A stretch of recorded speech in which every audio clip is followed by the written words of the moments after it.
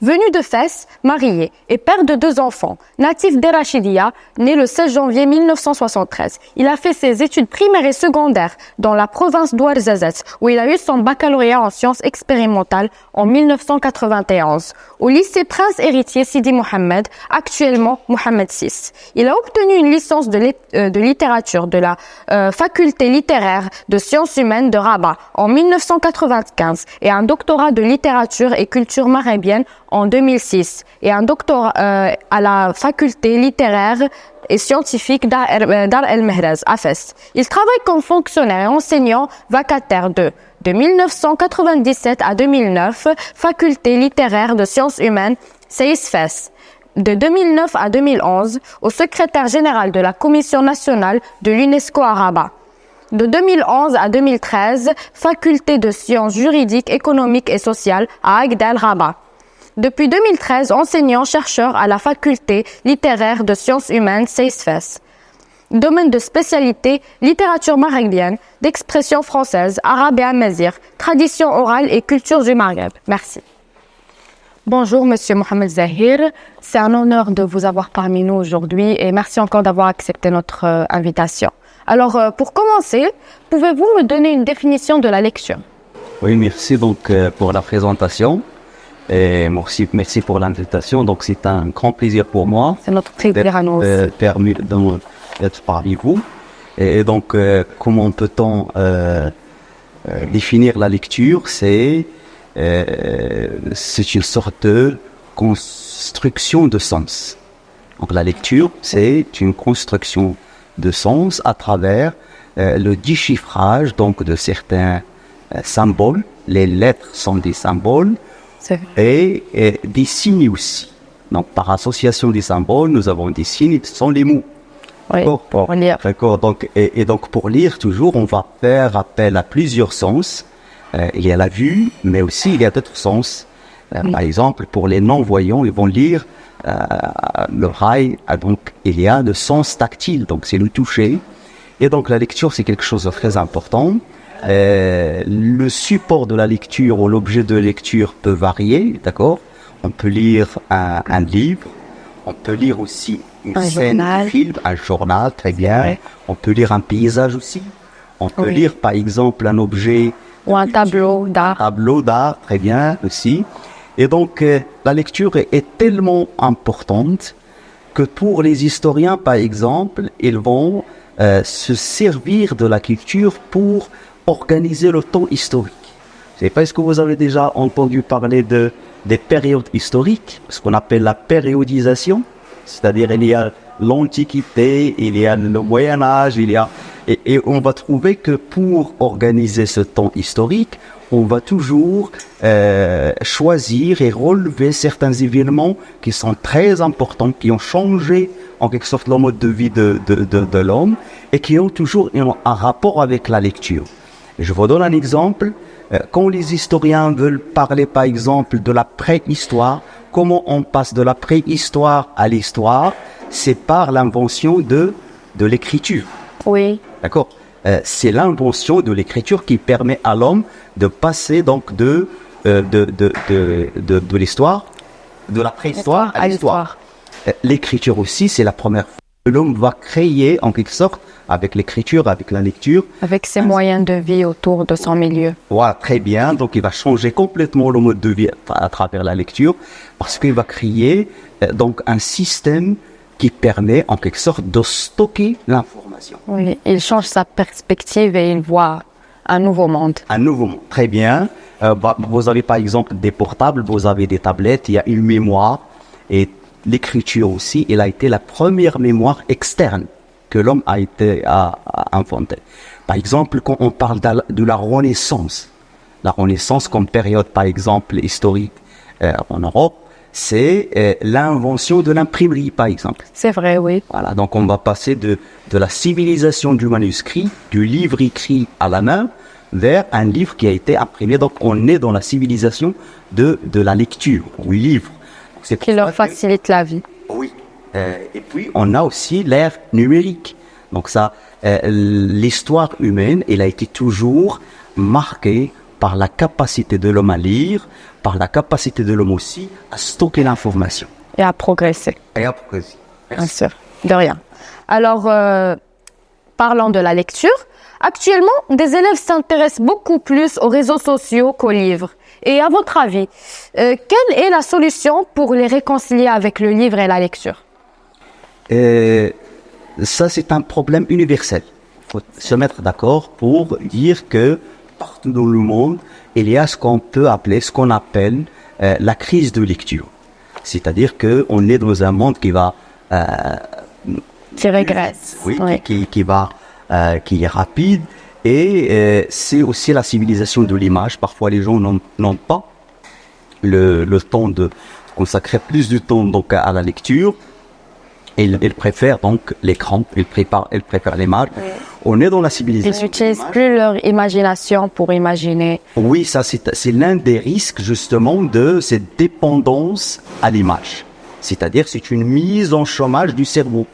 Par exemple, si je vois l'image d'une table, je travaille pas, je suis passif, je n'imagine pas, je ne me représente pas d'autres tables.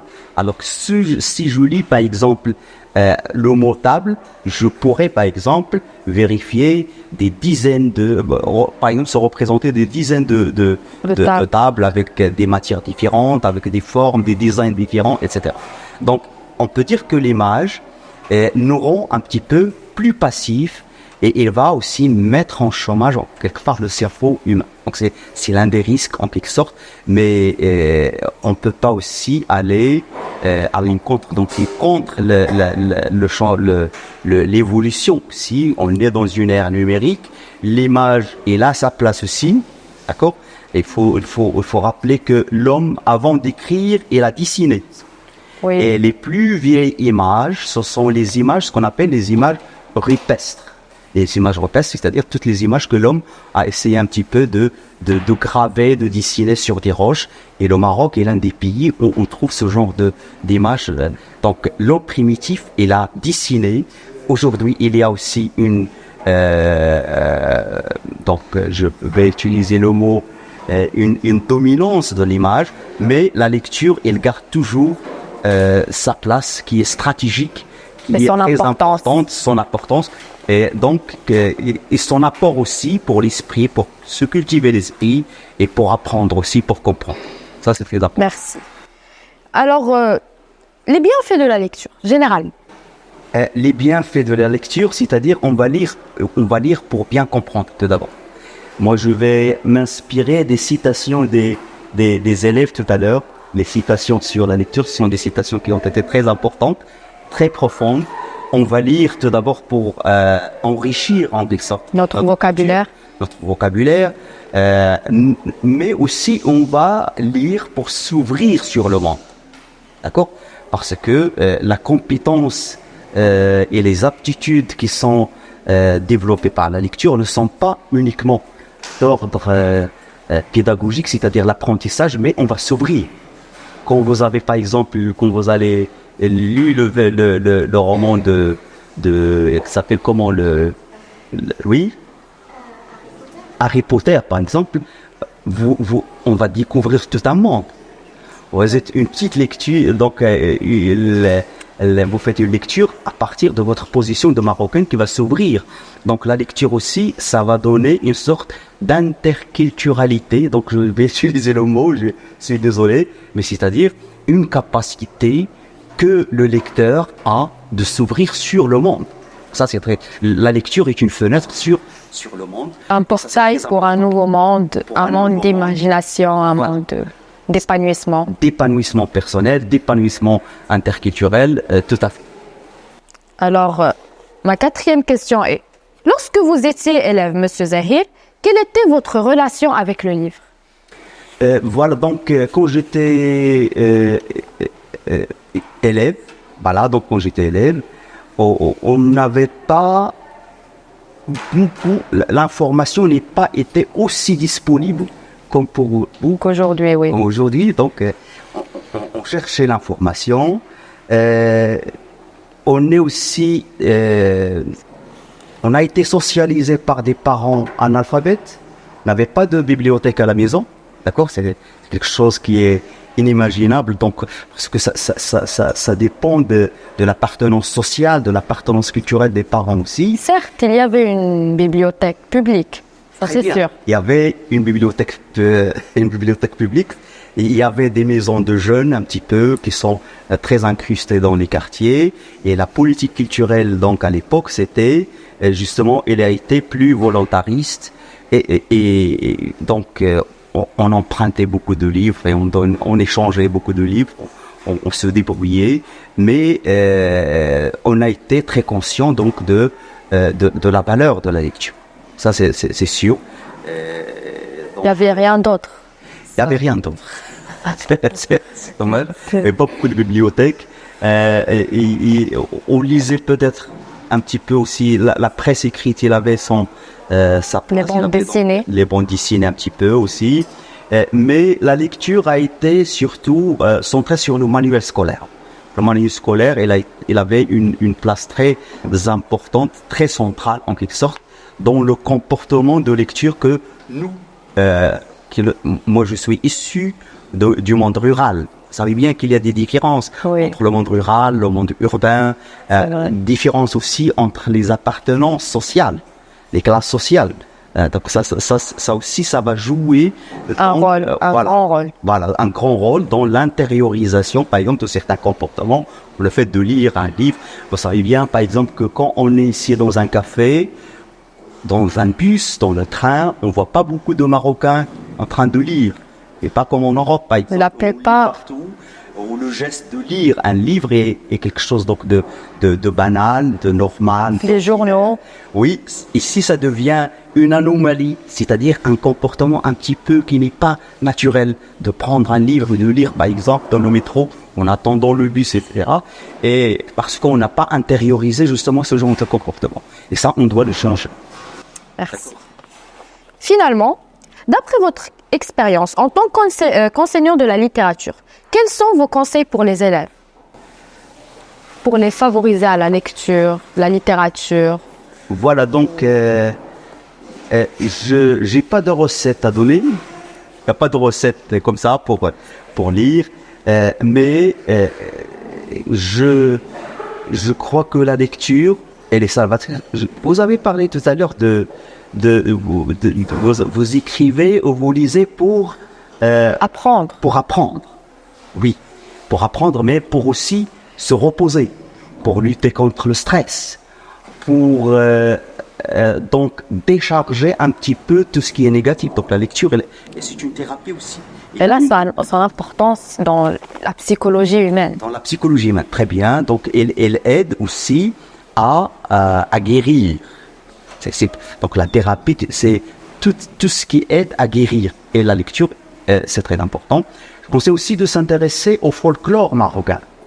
Le folklore, c'est-à-dire la tradition orale marocaine. Ce sont toutes les histoires, les contes de nos grands-parents, de nos grands-parents, et de nos grands-grands-parents. C'est-à-dire tous les récits qu'on racontait donc lors des veillées autour du feu familial. Qui viennent de génération en génération. Voilà, donc, parce que tout à l'heure, vous avez parlé de l'ogre, donc j'ai entendu vos lectures. Il y a l'ogre, il y a la princesse, il y a la sorcière, il y a les vampires, etc.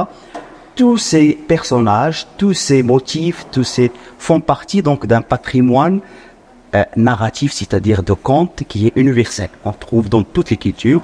Et donc, il faut s'intéresser aussi à notre tradition culturelle, à nos contes, les contes de Jaha, les contes de Hadiddan, ça aussi c'est très important. Et ça permet de créer, parce que ça nous parle culturellement. Oui, c'est notre pays, ça nous crée une relation avec lui. Voilà, très bien. C'est ça. Donc, et ça aussi, ça peut développer donc cette envie de lecture. J'aimerais rajouter une question. Oui. Pendant votre parcours scolaire, y avait-il un prof qui vous a influencé? Oui. C'est un prof de français? Non?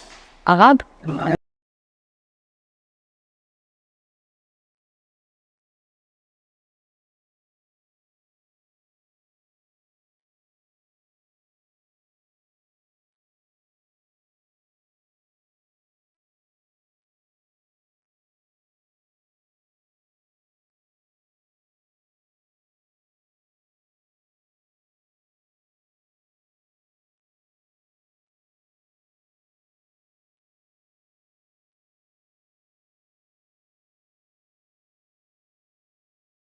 parce que l'un des profs vient de mourir, donc c'est pour vous dire aussi que c'est ce genre de questions, ce genre d'interview est quelque chose de très sérieux. D'accord, c'est pas un jeu, c'est quelque chose de très sérieux. Et il y a des professeurs qui... Voilà, donc c'est... Je suis désolé. Désolé, donc peut-être à un certain âge, vous allez aussi reconnaître les dettes intellectuelles de vos professeurs, parce que il y avait des professeurs qui ont beaucoup sacrifié de leur temps et qui ont fait de nous ce que nous sommes aujourd'hui. C'est vrai, oui. D'accord. Merci. C'est vrai. Merci, monsieur. Merci à vous.